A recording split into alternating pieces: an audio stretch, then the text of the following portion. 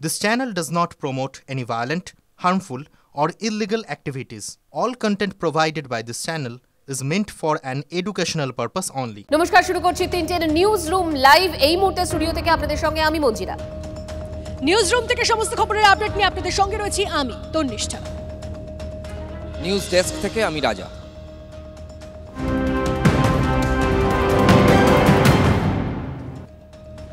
আপনাদের নিশ্চয়ই মনে আছে এই দুদিন আগে বীরভূম জেলা পরিষদ কেমন চলছে বা চলছে না তা নিয়ে অনুব্রত মণ্ডল এবং কাজল শেখের মধ্যে পরিষ্কার আমরা বাকযুদ্ধ দেখেছিলাম, তরজা দেখেছিলাম। জেল থেকে ফিরে এসে অনুব্রত মণ্ডলের মনে হয়েছে তিনি যে সময়টুকুতে ছিলেন না তখন জেলা পরিষদ, বীরভূম জেলা পরিষদ যেটা এখন কাজল শেখ চালান, সেটা পিছিয়ে গেছে, তাকে 1 নম্বরে আবার নিয়ে আসতে হবে। আজ আমরা দেখলাম বীরভূমে এই দুই নেতার অনুগামীদের মধ্যে বালির বখরাকে কেন্দ্র করে, অর্থাৎ বালি নদী থেকে তোলা হবে, তার ভাগ কার সেই শেয়ারকে কেন্দ্র করে তুমুল বোমাবাজি। কেন অনুব্রত মণ্ডল আর কাজলের বাকযুদ্ধ দিয়ে শুরু করলাম? যেটা ছিল বাকযুদ্ধ, এবার সেটা বোমার যুদ্ধ। এমন বোমার যুদ্ধ যে এক তৃণমূল কর্মীর পাই উড়ে গেল।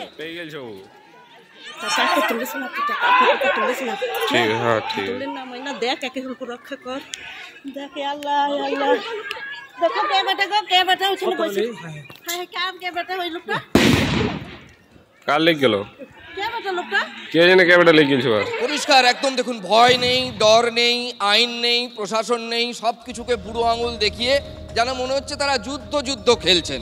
এটা তৃণমূলেরই, পুরোটাই তৃণমূল, তার বাইরে কিছু নেই। আমরা কথা বলবো আমাদের প্রতিনিধি হিমাদ্রির সঙ্গে। হিমাদ্রি, প্রথমেই জানতে চাইবো যে তৃণমূল কর্মীর পা উড়ে গেছে, তিনি এখন ঠিক কোথায়, কি অবস্থায় রয়েছেন, আর এখন কি অন্তত পুলিশ সেই জায়গায় কিছুটা শান্তি আনতে পারলো নাকি তাও নেই? দেখো, একেবারেই এই পরিস্থিতি, এই জায়গাতে এখন কিন্তু একেবারেই পরিস্থিতি শান্ত হয়ে রয়েছে। গ্রামের ভেতর বিশাল পুলিশ বাহিনী রয়েছে এবং এখনও পর্যন্ত 9 জনকে ইতিমধ্যেই আটক করা হয়েছে। বীরভূম জেলা পুলিশ সুপার আমনদীপ তিনি জানিয়েছেন যে এখনও পর্যন্ত 9 জনকে আটক করা হয়েছে এই ঘটনায় এবং আহত হয়েছে 2 জন ব্যক্তি। একজনের পা উড়ে গেছে, একজনের হাতে লেগেছে। সব মিলিয়ে আবারও কিন্তু যে তৃণমূলের গোষ্ঠীদ্বন্দ্বে এইভাবে বীরভূম আগে উত্তপ্ত হতো, যেটা বিরোধীরা বারবার অভিযোগ করত। কাজল শেখ তিনি নিজে বললেন যে আগে যেই ঘটনা ঘটতো আবার সেই ঘটনা ঘটছে, কিন্তু তার সেই ছবিটা কিন্তু আজকে পরিষ্কার হয়ে গেল। একেবারেই মুড়ির মতো বোমাবাজি চললো বালির বখরাকে কেন্দ্র করে। বালিঘাট থেকে বালির গাড়ি যাবে, সেখান থেকে তোলা কে তুলবে, তৃণমূলের কোন গোষ্ঠী তুলবে, অনুব্রত গোষ্ঠীর লোকজন নাকি কাজল গোষ্ঠীর লোকজন, এই নিয়েই কিন্তু মূলত উত্তেজনা এবং তারপরেই কিন্তু হাতাহাতি, বোমাবাজি। এবং যদিও তৃণমূল কংগ্রেসের পক্ষ থেকে একেবারেই মনে করা হচ্ছে না যে এটা কোনো গোষ্ঠীদ্বন্দ্ব, এটাতে তৃণমূলের কোনোভাবেই গোষ্ঠীদ্বন্দ্ব দেখছেন না। যদিও গ্রামের ভেতরের কি অবস্থা আপনাদের জানাবে তন্নিষ্ঠা। একদম, এই গ্রামের ভেতরের কি অবস্থা সেটাই আমি জানার চেষ্টা করবো। হিমাদ্রি আমাদের প্রতিনিধি আমাদের সঙ্গে রয়েছেন। হিমাদ্রি একেবারে ঘটনাস্থলে পৌঁছে গেছে। হিমাদ্রি, সেখানে কি পরিস্থিতি তোমার থেকে অবশ্যই জানবো। তার পাশাপাশি আর একটা বিষয় যেটা হচ্ছে যে গোষ্ঠীদ্বন্দ্ব বারবার করে প্রকাশ্যে আসছে, যদিও তারা মানতে চাইছে না, কিন্তু এই গোষ্ঠীদ্বন্দ্ব এতটা লাগাতার সেখানে চলছে, এই কারণে কি প্রশাসনিক দিকগুলোতে নজরদারি কম, তাই জন্য এই ধরনের ঘটনা ঘটছে?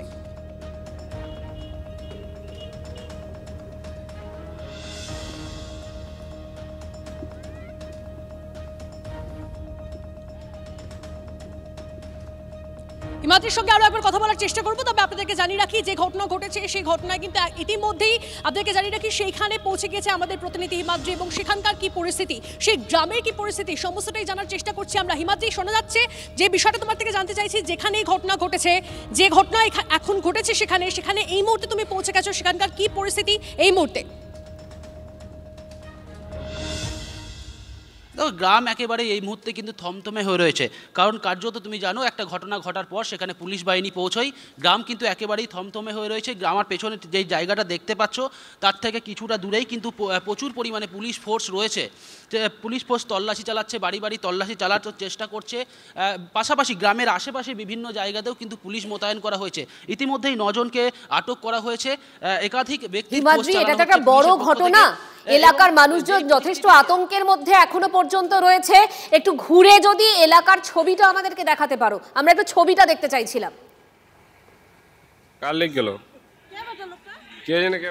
দেখো একেবারে এই পরিস্থিতিতে গ্রামের ভেতর যেই জায়গায় আমি রয়েছি সেই জায়গায় কিন্তু এখনো পর্যন্ত ফোর্স আসেনি। ফোর্স রয়েছে গ্রামের অন্য একটি জায়গায় রয়েছে ফোর্স, সে কারণে এই যে জায়গা সেখান থেকে এই মুহূর্তে ঢোকাটা সম্ভব হচ্ছে না, কারণ গ্রামের পরিস্থিতি যথেষ্ট উত্তেজিত হয়েছিল। এখনো পর্যন্ত কিন্তু মানুষ আতঙ্কে রয়েছে, ভয়ে তার মানে হিমাদ্রি একটা কথা বলো যে গ্রামে এখনো পর্যন্ত ঢোকা যাচ্ছে না, তোমরা একটা বাইরে জায়গায় নিরাপদ জায়গায় রয়েছো যেখানে পুলিশও এসে পৌঁছতে পারছে না, এরকম একটা সিচুয়েশন, তাই তো?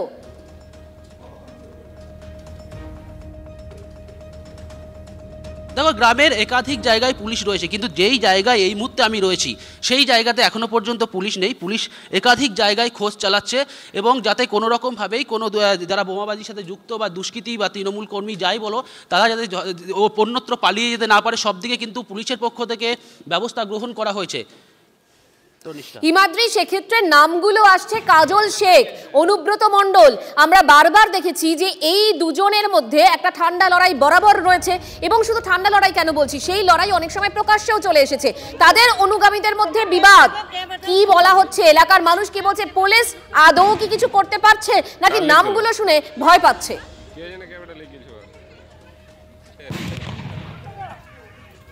নামগুলো শুনে ভয় পাওয়া যথেষ্ট কারণ রয়েছে, কারণ এই গ্রামের প্রত্যেকটা মানুষ তো এই কাজের সাথে যুক্ত নয়।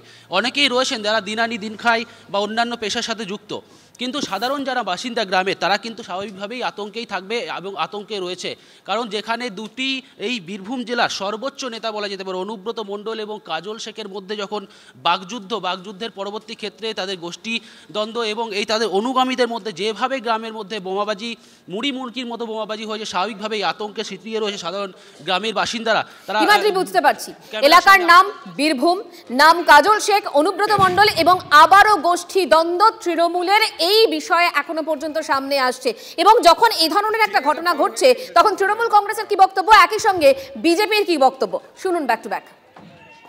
তৃণমূল কংগ্রেসের দুই গোষ্ঠীর মধ্যে যে ব্যাপক বোমাবাজি, এর মূল কারণ হলো অবৈধ যে বালি চালান চলছে, সেই বালির টাকা কাটমানি খাওয়া। আর এই কাটমানি অনুব্রত মণ্ডলের অনুগামী আর কাজল শেখের অনুগামীদের মধ্যে যে আজকে ভাগ বাটোয়ারা নিয়ে, যে আজকে তোলাবাজি নিয়ে, যে আজকে দুর্নীতি, এবং সেটা নিয়ে আজকে এই বোমবাজিতে একটা মানুষের পা উড়ে যাচ্ছে। যারা প্রশাসনের থেকে আজকে এই ধরনের অবৈধ কাজকে যারা মদত দেয়, আজকে কোথা থেকে বোম এলো, কিভাবে আজকে বোমবাজি করা হলো, প্রশাসন কি ভূমিকা আজকে পালন করেছে আমরা জানতে চাই। তৃণমূলের কোনো ব্যাপার নাই, এখন বিভিন্ন জায়গায় নানা রকম দুষ্কৃতকারীরা বিভিন্নভাবে বিভিন্ন জায়গা থেকে চাঁদা তোলার চেষ্টা করে, পয়সা তোলার চেষ্টা করে। প্রশাসন সক্রিয় আছে, দেখে প্রশাসন, এটা দলের কোনো ব্যাপার নাই। এটা হয়তো কোনো গোষ্ঠী, কোনো লোক, হয়তো কোনো ক্লাব হতে পারে বা কোনো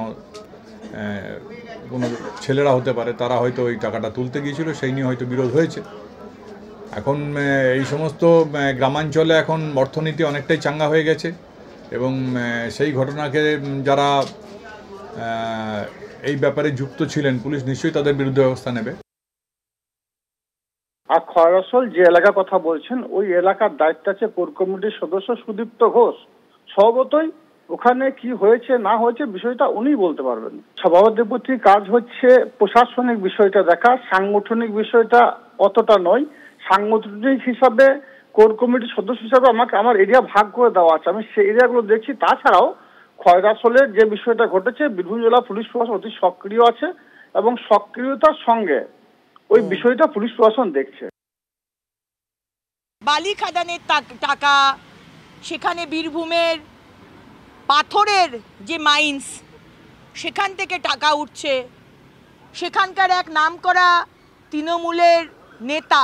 আপনি যে কোনো ইল্লিগাল মাইন থেকে পাথর তুলবেন, চালানটা ওনার কাছ থেকে আপনাকে নিতে হবে, আর সেখান থেকে 70-30 হিসেবে কিছু টাকা ওনার আর কিছু টাকা কলকাতায় আসবে। কার কাছে আসবে আপনারা ভালো করেই জানেন। সমস্ত ইল্লিগাল কাজে এরা পশ্চিমবঙ্গকে শেষ করে দিল। শুধুমাত্র বীরভূমের কাকরতলা নয়, এবার চলে আসুন বাদুড়িয়া। কেন আসবো, তার কারণ সেখানেও তো তৃণমূলের গোষ্ঠীদ্বন্দ্ব। বাড়ি ফেরার পথে আক্রান্ত বসিরহাট জেলা তৃণমূলের সাধারণ সম্পাদিকা, গাড়ি আটকে শ্লীলতাহানির অভিযোগ, নেত্রীর দেহরক্ষীদের মারধর এবং গাড়ি ভাঙচুর। তৃণমূল পঞ্চায়েতের উপপ্রধানের বিরুদ্ধে অভিযোগ। বাদুরিয়ার শিমুলিয়ার ঘটনা, থানায় অভিযোগ দায়ের হয়েছে। পঞ্চায়েতের উপপ্রধান তারিক হাসানের বিরুদ্ধে অভিযোগ। আক্রান্ত তৃণমূল নেত্রী একসময় বিজেপি করতেন। সন্দেশখালী কাণ্ডে সুকান্ত মজুমদারের সাথে পুলিশের সঙ্গে ধস্তাধস্তি করতে দেখা গিয়েছিল তাকে। লোকসভা ভোটের আগে সেই নেত্রী তৃণমূলে যোগ দেন। জশাইঘাটি আটঘরা অঞ্চলের উপপ্রধান, তিনি আমার গাড়ির সামনেই দাঁড়িয়ে, এবং উনি আসার পরে এই পরিস্থিতি, উনি লোকজন নিয়েই এসেছে, এসেই পরিস্থিতিটা পুরো অন্যরকম তৈরি করেছে। ওরই ইন্ধনেই এই কাজটা ঘটেছে। গাড়ি ভাঙচুর করেছে, ইট মেরেছে গাড়ির ভিতরে, আমাকে চড় মেরেছে, ঘুষি মেরেছে, আমার দেহরক্ষী যারা মহিলা একজন আছে তাকে মেরেছে, পুরুষ একজন আছে তাকেও মেরেছে। পুলিশের আধিকারিক, তাদেরও কোনো নিরাপত্তা নেই, আমি তো অনেক দূরের কথা। উনি ব্যক্তিগত কারণে ওনার ব্যক্তিগত মতামতটা হতে পারে, বাট ওখানে জনগণ ছিল, সাধারণ মানুষ ছিল, সর্বোপরি বাদুড়িয়া পুলিশ প্রশাসনও ছিল। আপনারা পুলিশ প্রশাসনের কাছেও জানতে পারেন যে আমাদের ভূমিকাটা কি ছিল। আমাদের দলেরই তো একজন নেত্রী, আমি কেন ওনার উপরে এমন আচরণ করব? কখনোই করতে পারি না আমি এটা। না, এরকম কোনো গোষ্ঠী দ্বন্দ্বর কোনো ব্যাপারই নেই। এই মুহূর্তে এগরার দিকেও নজর রাখতেই হচ্ছে, কারণ এগরায় বিজেপি কর্মীর বাড়িতে ভাঙচুর, হামলা, শুধুমাত্র তাই নয়, এলোপাথারি কোপ। হ্যাঁ, বিজেপি কর্মীর স্ত্রী, তাকে এলোপাথারি কোপ চালানো হয়েছে বলে অভিযোগ সামনে আসছে, এবং এই গোটা ঘটনায় তৃণমূলের বিরুদ্ধেই অভিযোগের সুর চড়িয়েছে বিজেপি। কিন্তু গোটা ঘটনাটা কি হয়েছিল জানবো বিস্তারিতভাবে। আমাদের প্রতিনিধি কনিষ্ক আমাদের সঙ্গে রয়েছেন। কনিষ্ক, এই ঘটনা কারা ঘটিয়েছে, এখনো অবধি কোনো বিষয় সামনে আসছে?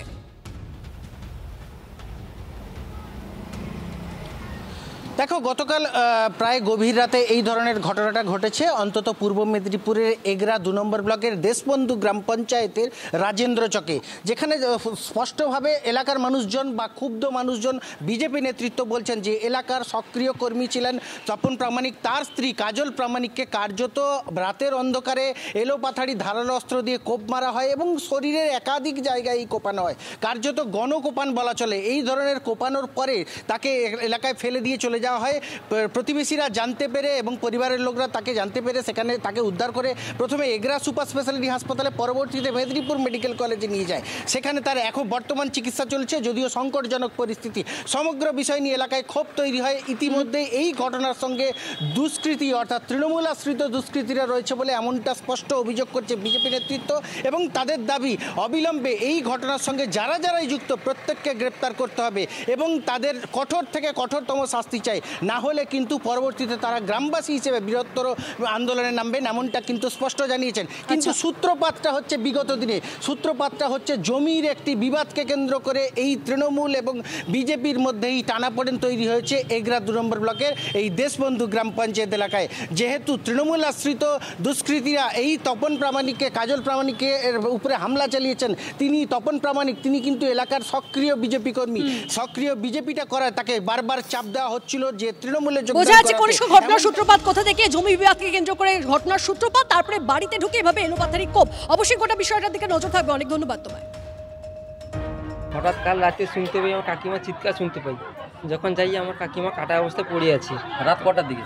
রাত 12টার দিকে, 12টা 1টা নাকি। যখন যাই কাকিমা কাটা অবস্থায় পড়ে আছে। আমার কাকিমা বিজেপি করে। এই কিছুদিন আগে ধমকি দিয়েছিল যে কেটে দেবে, মেরে দেবে, এইভাবে ধমকি দিয়েছিল। তাই যখন যাই সকালে এই ঘটনা। হালি শহরের ছেলে, নাম অর্কদ্যুতি সরকার। এবছর তার মাধ্যমিক পরীক্ষায় বসার কথা ছিল, কিন্তু মাধ্যমিক পরীক্ষার আগের দিন থেকেই সে নিখোঁজ। বেশ রহস্য ঘনীভূত হচ্ছে এটাকে কেন্দ্র করে যে কোথায় গেল সে। অর্কদ্যুতি সরকার হালি শহরে বাড়ির লোক, তার মা বলছেন যে ছেলে যাতে পরীক্ষা দিতে না পারে তাই কেউ তাকে সম্ভবত আটকে রেখেছে। এমন বিচিত্র কথা চট করে শোনা যায় না। কেন মায়ের এমন সন্দেহ, আগে মা কি বলছেন শুনুন, তারপর আমাদের রিপোর্টারের সঙ্গে কথা বলবো। 10 টাকা দিয়েছি, জেরক্স করেছে, করে আমার ছেলে আর বাড়িতে ফিরলো না। দোতলা বাড়ির ওখানে সিসি ক্যামেরায় দেখলাম যে আমার ছেলে চলে গেল ওই দিক দিয়ে। পরীক্ষা দিতে দেবে না হয়, ওই জন্য হয়তো কেউ আটকে রেখেছে। আর তাছাড়া আর কি মনে হবে, কত ভালো পড়াশোনায় ছিল। আমার তো মনে হচ্ছে ও এত ভালো স্টুডেন্ট বলে ওকে কেউ আটকে রেখেছে, মনে হচ্ছে যে ওকে পরীক্ষাটা দিতে দেবে না, কেউ হয়তো ওকে আটকে রেখেছে। কে আটকে রেখেছে, কি কেন রেখেছে আমি এসব কিচ্ছু জানি না, আমার মন বলছে যে ওকে কেউ আটকে রেখেছে, ও কোথাও চলে যাওয়ার ছেলে না। শুনলেন, মা বলছেন এবং বাড়ির লোক বলছেন যে সে লেখাপড়ায় ভালো, তাদের মন বলছে কেউ আটকে রেখেছে, মানে এটা নিছক সন্দেহ। আমাদের রিপোর্টার রয়েছেন আমাদের সঙ্গে, তার কাছে আমার প্রথম প্রশ্ন যেটা, যে তার কাছে কি মোবাইল ছিল না? ইদানিং তো সব মাধ্যমিক পরীক্ষার্থী এই বয়সে মোবাইল থাকে, মোবাইল যদি বন্ধও থাকে অনন্ত, তাও তো ট্র্যাক করে এতক্ষণে খুঁজে বের করে ফেলা যায়।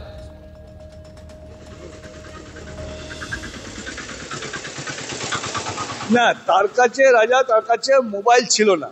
মোবাইল থাকলে হয়তো এতক্ষণে পুলিশ তার মোবাইল ট্র্যাক করে তাকে ধরে ফেলতে পারত।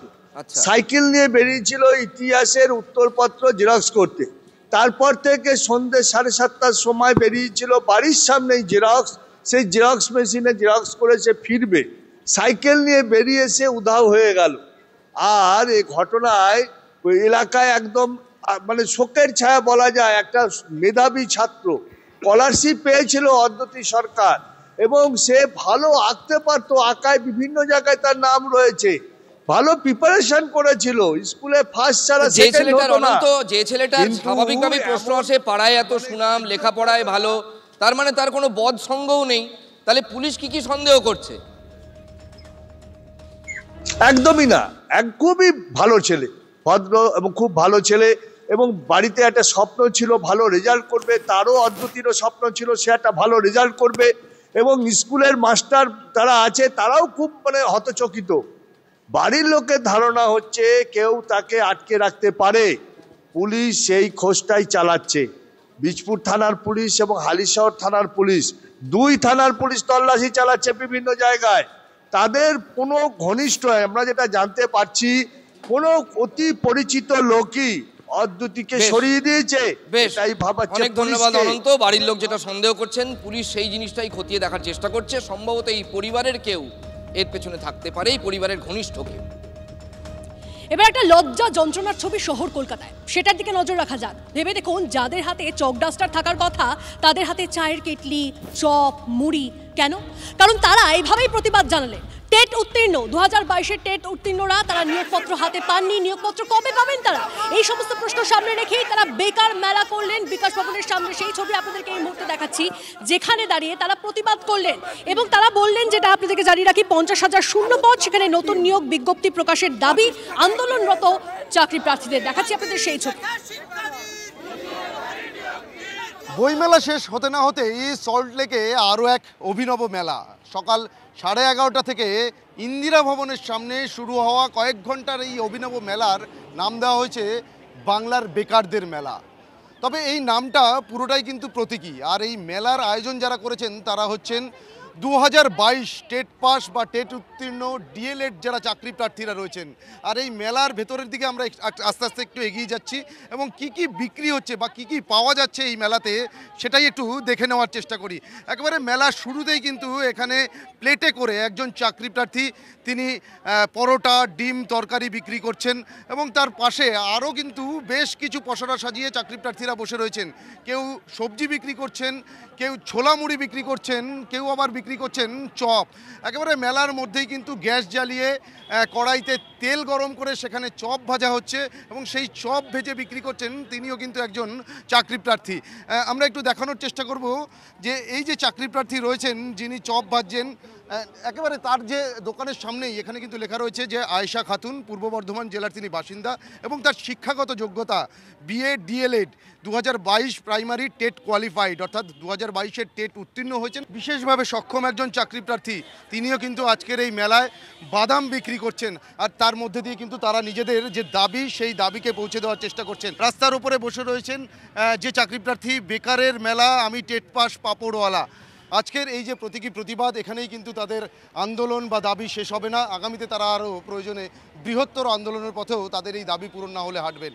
ক্যামেরায় কল্যাণের সঙ্গে সুপ্রিয় গুহ, TV9 বাংলা।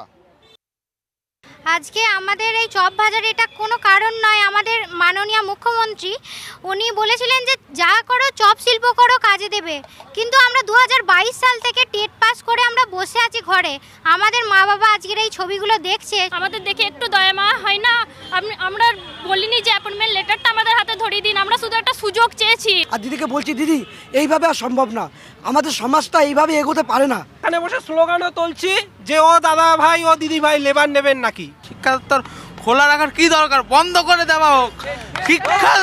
শিক্ষা দপ্তরটা মানুষের জন্য, শিক্ষা দপ্তরটা কিন্তু মানুষের জন্য। মানুষের যদি কল্যাণ না হয় তো শিক্ষা দপ্তর খোলা রাখার কোনো দরকার নেই।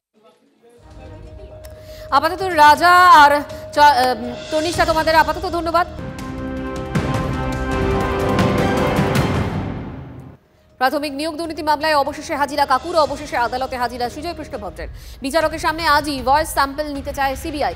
অসুস্থ থাকায় 5 বার হাজিরা এড়ান কালীঘাটের কাকু। অবশেষে আদালতে হাজির সুজয় কৃষ্ণ ভদ্র।